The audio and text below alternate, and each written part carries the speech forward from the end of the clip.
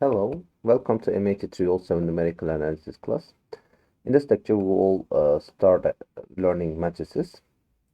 So, what is a matrix? A matrix is a rectangular array of numbers, symbols, or expressions in rows and columns and symbolized by uppercase letters. Okay, so it is a rectangular array of whatever it is. Okay, so the entries might be numbers, symbols, or expressions. The places in the matrices where its entries are located are called entries. So the entries will be the elements of matrices on that rectangular table. The entry of a matrix A that lies in the row number I and column number J is called the IJ entry of A. Okay, so the IJ of entry of A is equal to AIJ for this particular case. So for example, if you consider A12, then this will be A12. And if you consider the position, the entry on the position AM2, then AM2 will be the lowercase AM2. This will be an element or an entry of the matrix. The given matrix A with m rows and n columns is called m by n matrices, and it is also denoted by m by n. This is like a cross product, so we call it as m by n. Okay, so this m and n are called its dimensions. So we have m rows and columns. Okay, so given two matrices A and B with the same dimensions, we can define addition like that. So the ij entry of the addition or subtraction will be the addition of corresponding entries or difference of corresponding entries. Okay, so matrix equality will be will hold if each corresponding entry is the same. Okay, so for example, the 2-3 position or 2-3 entry of A is equal to 2-3 entry of B, then we say, okay, we are done with this entry. We can move on to the other entries by checking all the entries on the matrices. If they are equal, then we say the matrices are equal. The scalar product, with a matrix will be times some scalar times matrix A. This will be basically equal to the product of this constant and the entries of A. All the entries of A has to be multiplied by C in order to take the scalar product, like C times A. Okay. Addition and subtraction of matrices is expressed by addition, subtraction of corresponding entries. Product with a constant number means the multiplication of each entry with that number. Okay, so an example, solve the following matrix equation for A, B, C, and D. Okay, so we have a matrix and plus 3 times some other matrix, and this will be equal to another matrix. So here we have A, and if we take the scalar product, this means multiply each entry in the matrix by 3. So this will be 3A plus 6, negative 3, 3B, and 3C. Okay, so 3A plus 6 plus one more A comes from the first entry, so first matrix. So we will have 4A plus 6. Okay, so B minus 3C, B minus 3C will be here, and then C plus 3B will be here, D plus 3C will be here. Okay, and this will be basically equal to the same matrix on the left, right. Okay, so the 1 entry of the matrix on the left will be equal to the 1 entry of the matrix on the right. So this makes A equals 1. And B will be basically equal to 0 because negative 3 will be equal to negative 3. And then B being 0 makes C equals B. C equals B means we have 0 already for C as well. And then C being 0 will give us D equals 2. Okay, so this is the result. Okay, matrix addition and scalar product possess properties similar to those in the addition and scalar product of real numbers. So this is there are some similarities between the scalar product and addition of real numbers with the matrix product and scalar product on matrices. Okay, so by their definition, we expect matrix addition and scalar product to satisfy following properties. First, the commutative property. If we switch to order in the addition, it will not change the result.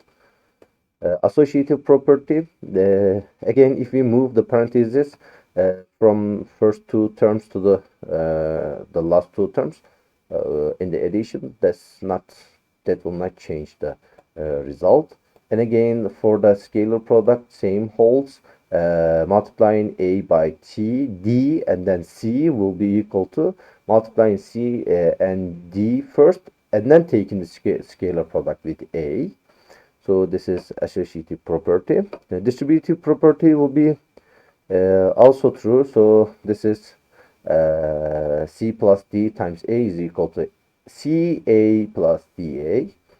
Okay, c times a plus b is also ca plus cb. Okay, also there is a zero element in matrices. This we'll introduce this element later in this video. So a plus 0 will be 0 plus a, and this will be equal to a. And also there is an additional inverse for each individual matrix. So negative a is the additional inverse of matrix A.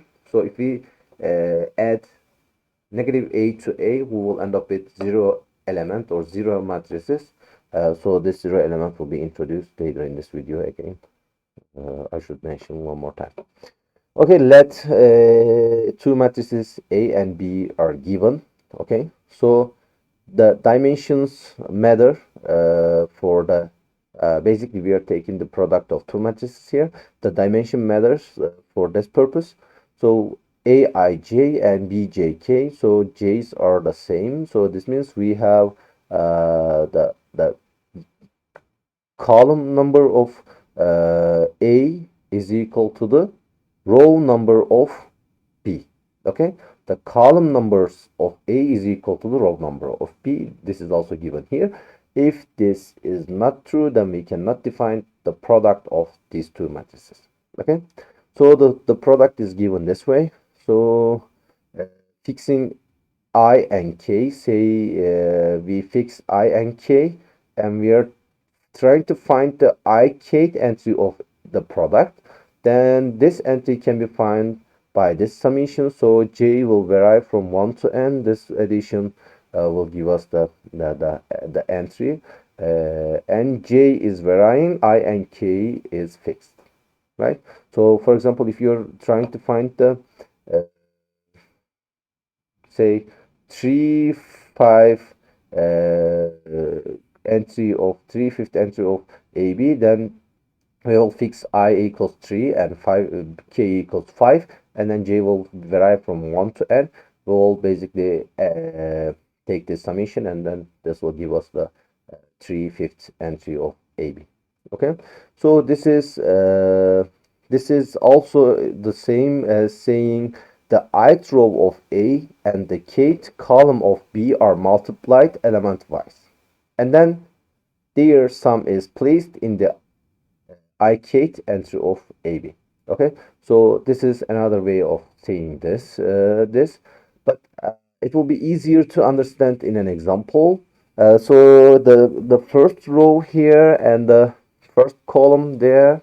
Okay, so the first row, first column, ith row, kth column will give us the ikth entry. So we have first row and first column, so this will be 1/1 entry. 1/1 entry will be here.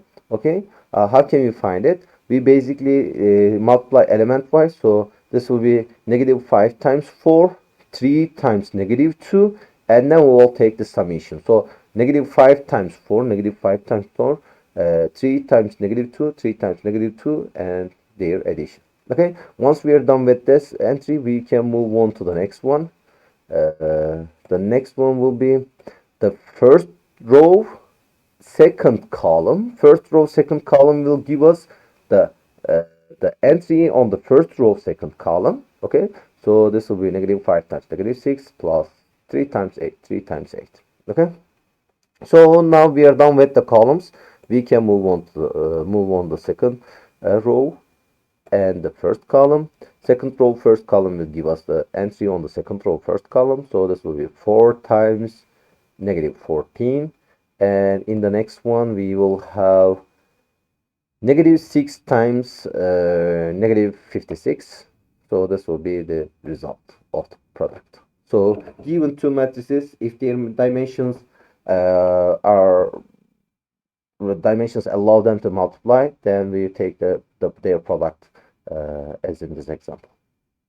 Okay. Next, we will give some examples, some definitions for matrices. A square matrix of order n is an n by n matrix. A matrix having the same number of rows as columns. So here we have an example. So this matrix has 3 rows and 3 columns. So this is a square matrix. So say we have another matrix with 100 rows and 100 columns, then it is also a square matrix. Okay, so the number of rows has to be equal to the number of columns. Okay, next, let A be a square matrix of order n for all I from 1 to n. This for all is the key point here. AII entities of this matrix are called diagonal entities. Okay, so the diagonal entities of any matrix will be like A11, A22, A33, and this will go all the way up to ANN. Okay, so in an example, the diagonal entities of this matrix will be 2, 7, and 29, because this will be the first column, the first row, first column, second row, second column, third row, third column. So this is A11, A22, and A33. So the diagonal entries will be 2, 7, 29. Okay, let's continue our definition. If all of diagonal entries of a square matrix is 0, then this matrix is the diagonal matrix. Okay, so these are the diagonal entries, right? So the off diagonal entries will be these entries, and they are all 0. Then we say this is a diagonal matrix. Diagonal matrix will have the non-zero elements only on its diagonal, nowhere else. Okay, an identity matrix of order n is a diagonal matrix whose all diagonal entries are 1. Okay, so if in particular we have a diagonal matrix with all diagonal entries being 1, then we say this matrix is an identity matrix.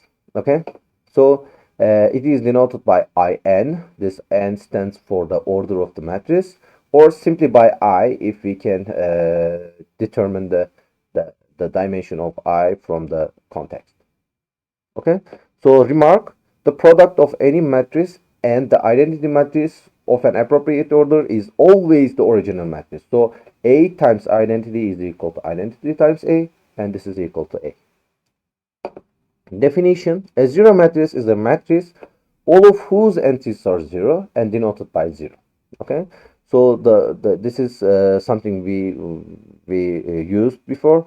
So the zero matrix will be something like that. So we have a matrix having dimensions 3 by 4, and all the entries are 0. Okay. A definition for upper triangular matrix: a square matrix is called upper triangular if all the entries below the main diagonal are 0. Okay, so the main diagonal will be this diagonal, and then all the entries below main diagonal are 0. So we have upper triangular matrix. Okay, so lower triangular matrix similarly will be the matrix, the square matrix, and all of the entries above the main diagonal will be 0. So these are all 0. Then we have lower triangular matrix. Okay, a scalar matrix. A diagonal matrix A is called scalar matrix if it satisfies A is equal to C times A. C times identity for some constant C. Okay, so this is a scalar matrix because this is 3 times identity. For a scalar matrix, we have the same number on the diagonal, and this will be a diagonal matrix basically. Okay, the transpose of a matrix is an operator that flips a matrix over its diagonal. It switches the row and column indices of a matrix A and produces a new matrix denoted by A transpose. Okay, so given a matrix A, so this is the first row of A. In its transpose, the first column will be the same. Okay, so the first row, or I mean, not only the first row, the rows of A will be equal to the columns of A transpose. So say this is the first row and this is the first column, and they are the same. Okay, if we move on to the second row and second column on the transpose, we will have the same same entries. Okay, so this is what transpose means. It's like flipping a matrix over its diagonal. Okay, so a remark: A times B transpose equal to B transpose times A. So they switch the order if we take the product of transpose of the product. Okay, a symmetric matrix is a square matrix that is equal to its transpose. So if A is equal to A transpose, then we say it's a symmetric matrix. So for this particular matrix, it is equal to its transpose because it is symmetric matrix. For a symmetric matrix, if you draw the main diagonal, the entries will be the mirror reflection of each other. So this is also another way to check symmetricity. Okay, another example, definition. And n by n square matrix A is called invertible, also non-singular or non-degenerate, if there is an n by n square matrix B such that A times B is equal to B times A, and this is equal to identity n. Okay, so if this is the case, then the matrix B is uniquely determined by A and is called the multiplicative inverse of A, denoted by A inverse, like that. This is like the inverse of a function. Okay, so for example, given A and B here are the inverses of one another. Okay, so A is inverse of the B and B is inverse of the A. So to check that, we need to check A times B is equal to B times A, and this is equal to identity. This will be a practice for you. Okay, note that for any square matrix A and B with compatible sizes, A times B inverse is equal to B inverse times A inverse. We still switch the order just like we did for the transpose. Okay, that's all for today. For this video. Thanks for watching. Bye.